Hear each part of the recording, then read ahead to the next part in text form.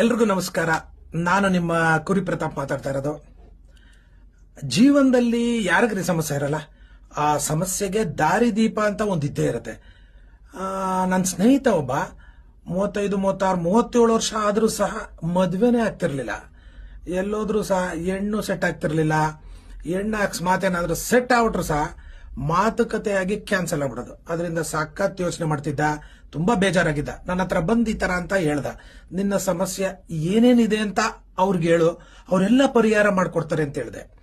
ಅವನೋಗಲ್ಲೆಲ್ಲ ಹೇಳ್ದ, ಅದನ್ನೆಲ್ಲ ಪರಿಹಾರ ಮಾಡ್ದ. ಇವತ್ತು ಯಾರು ಹೆಣ್ ಕೊಡಲ್ಲ ಅಂತ ಹೇಳಿದ್ರು, ಯಾರು ಮಾತುಕತೆ ಕ್ಯಾನ್ಸಲ್ ಆಗಿತ್ತು, ಎಲ್ಲ ಮದುವೆ ವಿಚಾರದಲ್ಲೂ ವಿಳಂಬ ಆಗಿತ್ತು, ಇವತ್ತು ಅದೇ ಹೆಣ್ ಜೊತೆ ಮದುವೆ ಮಾಡ್ಕೊಂಡು ಅನ್ಯೋನ್ಯವಾಗಿ ಸಂತೋಷವಾಗಿದ್ದಾನೆ.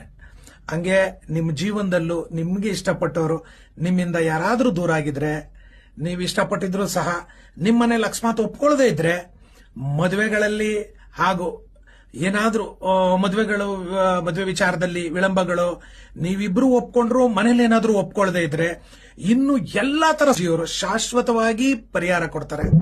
ಸ್ಕ್ರೀನ್ ಮೇಲೆ ಬರ್ತಾ ಇರೋಂತ ನಂಬರ್ಗೆ ಕರೆ ಮಾಡಿ.